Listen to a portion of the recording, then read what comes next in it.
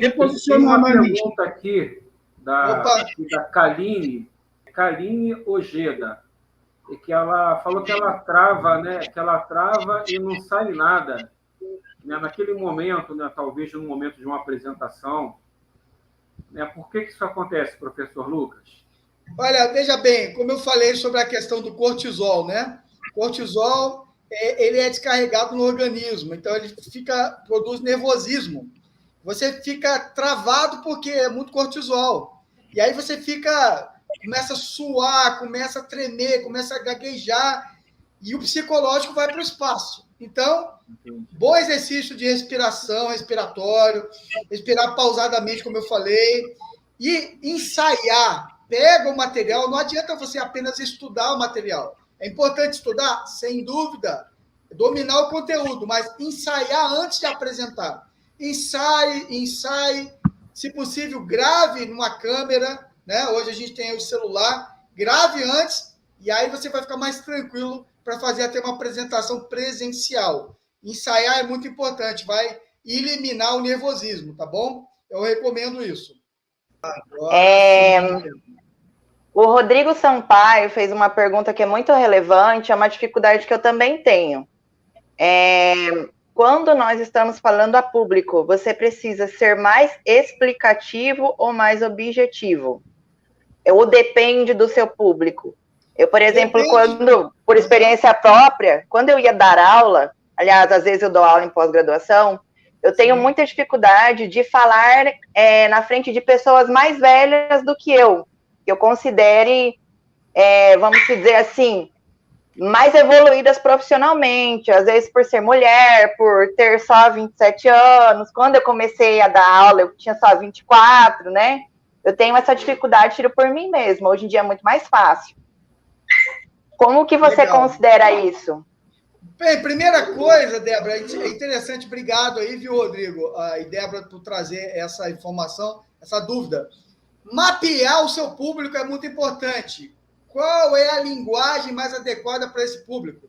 Se for um público mais intelectualizado, um público mais eclético, realmente você precisa adequar a sua linguagem.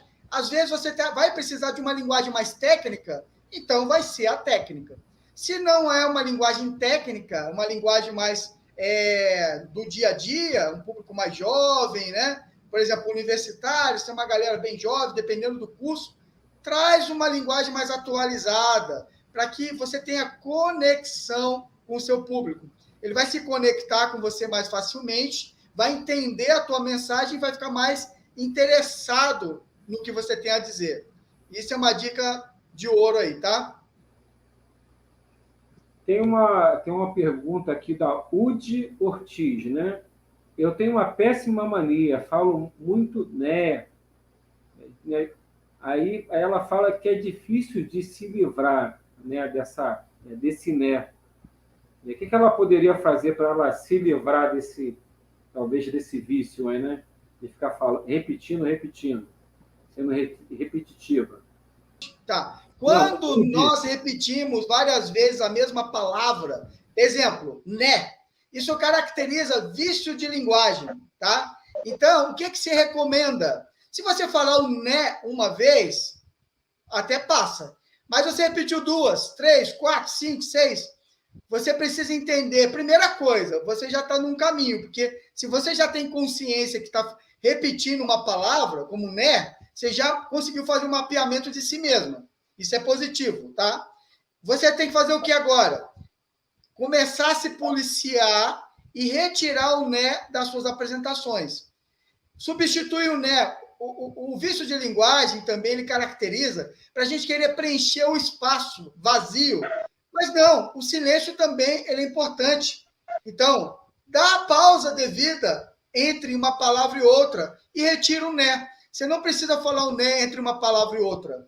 Dá uma pequena pausa e emenda no que você vai dizer. Se você vai dizer depois do né, o que seria? Vamos supor, eu gostaria de apresentar a você uma solução muito interessante. Você vai gostar. Eu acho que todo mundo sabe, né? Mas, entre o sabe e o mas tem um né. Você não precisa do né. Você vai falar, eu acho que todo mundo sabe. mas ficou tranquilo sem o né. É só você mapear e retirar ele, os excessos. E aí você vai vencer esse problema de vício de linguagem. Isso acontece muito, mas policia, mapeia e retira. E aí você facilmente vai conseguir mudar isso aí, beleza? Ô, Luiz, uma outra coisa que eu queria complementar, essa questão do né, então, isso daí é um sinal de nervosismo também. Sim, é um sinal de nervosismo. E uma outra dica, nunca vai para uma apresentação sem dominar. Porque se você não dominar o que você está falando, ou o que você está apresentando, você vai começar a suar, você vai começar a gaguejar, você vai começar a tremer na primeira palavra ou na primeira pergunta que ele fizer. Então, jamais assuma uma responsabilidade que você não tenha conhecimento. Né? Então, esse é um dos pontos-chave. Até quem fala bem pra caramba, se não se preparar por aquilo, quando você vai fazer uma entrevista de emprego, muita gente não se atenta. Mas qual que é a primeira coisa que você tem que fazer quando você vai na entrevista de emprego? Procurar saber a empresa, o que a empresa vende, para onde ela vende, quem são os funcionários, como que ela se comporta no mercado, e ninguém faz isso. Sim, olha só que legal, o Luiz sendo dono de uma empresa de mineradora, e eu chego para o Luiz e falo, né, eu vi numa entrevista, Luiz, estou vendo aqui, estou acompanhando os noticiários da mineradora, as exportações aumentaram, né, a empresa... Cara, quando você vai com os dados da empresa, você encanta a pessoa que vai te entrevistar. Isso, domínio no que você vai falar e o conhecimento diminui a tensão e diminui o seu desespero. Bora lá. A Paula Souza tem uma pergunta aqui. Treinar na frente do espelho é uma boa técnica? É uma excelente técnica. A mesma coisa de você treinar na frente da câmera do celular. A vantagem que você gravar na frente do celular é que você pode ver o que você gravou e se corrigir depois. No espelho, você ajuda a se olhar de uma forma total, né? Suas expressões, seus gestos, e aí também é muito útil, porque você está se enxergando, e aí pode também fazer as devidas correções. É uma ótima prática, viu, Paula? Lucas, a Ana Lúcia, ela levantou a questão das redes sociais. Sim. Se com uma fala clara, que consegue prender o outro lado, mais neutra, você consegue atingir um objetivo de vendas, negócios, orgânico melhor. O que você acha sobre o uso das redes sociais? Eu acho que as redes sociais, elas são fantásticas. E é um ótimo lugar para você realmente vender a sua ideia, o seu produto e seu serviço. E se você comunicar de maneira clara e objetiva, as pessoas entenderão a tua mensagem e você vai vender muito mais. Por quê? Além de convencer, você vai criar o quê? Credibilidade. As pessoas vão confiar em você.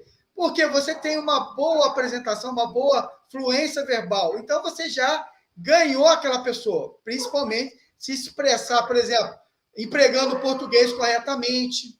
Você imagina, você vai confiar em alguém que começou a falar já e o português já deu aquela derrapada. Isso aí, como é que eu vou comprar esse produto? A pessoa não sabe nem falar de empregar direito o português, como é que eu vou confiar? E aí ela vai e não compra e não contrata. Então, por isso que é importante realmente estudar isso com carinho, com afinco, para comunicar de maneira assertiva e não perder as oportunidades, principalmente na rede social, que é grande, é exponencial, o crescimento é exponencial, então é gigante, você atinge muito mais pessoas em menor tempo, então muito cuidado com isso aí, tá? Como Lucas, e gesticular demais. Oi? Como é que é, Débora? Gesticular demais. Eu mesma tenho essa mania. Enquanto eu estou fazendo uma apresentação, gravando um vídeo, de ficar usando as mãos, muito, sabe? Usando as mãos para poder, como se fosse uma forma de comunicar. Parece que se amarrar meus braços eu não consigo falar na hora. O que você acha sobre isso? Não tem problema nenhum, tá? As mãos, os braços, eles servem como suporte, é o seu corpo, então elas comunicam os sentimentos, as ideias. Eu só não aconselho vocês tomarem cuidado de não fechar as mãos. Mantenha as palmas abertas, porque expressa realmente melhor. Se você colocar gestos fechados, como mãos fechadas, apresenta realmente uma resistência. O público também ele vai entender que há alguma coisa fechada ali. Então, não aconselho. Vai usar as mãos? Abra as palmas, se expresse à vontade. Só cuidado para que o pensamento, o seu gesto seja reflexo do seu pensamento e da sua ideia. Só isso. Mas pode usar à vontade, não tem problema nenhum. Eu até aconselho usar o gestual, que, como nós falamos, 55% da comunicação corresponde à expressão corporal. Então, use à vontade. Eu acho que é muito bom. Só complementando aqui, só tome cuidado, porque a palavra tem poder. O gestual externa esse poder da palavra. Então, quando você está nervoso e gesticulando, você está externando isso para o público. E fica chato. O público começa a ficar receoso. O público começa... Vocês nunca aconteceu com vocês em uma aula, em qualquer lugar, que a pessoa estava apresentando, estava nervosa, estava gesticulando, a tonalidade tremendo, a pessoa suando, e você assistindo, você fica meio apreensivo, meu Deus do céu, coitado, pessoa, isso passa para você. Então, isso tem que tomar muito, muito, muito cuidado, tá? Complementando aqui, Luiz, nós temos aí Carlos, mais 6 minutos, pegando gancho aí Opa, beleza, pegando gancho aí no que o Carlos falou, que a Débora trouxe, eu só recomendo também tomar cuidado, por exemplo, se você estiver gravando alguma coisa, estiver no vídeo, por exemplo, nós estamos num plano aqui agora fechado, eu estou do colarinho para cima e eu estou utilizando as mãos, as minhas mãos estão aparecendo. Então, assim, só cuidado se você for utilizar as mãos, de fato usá-las adequadamente, para que ela não seja realmente algo desfavorável. Por exemplo, num plano muito fechado, então você pode usar desde que ela apareça. Você vai usar ela aqui embaixo?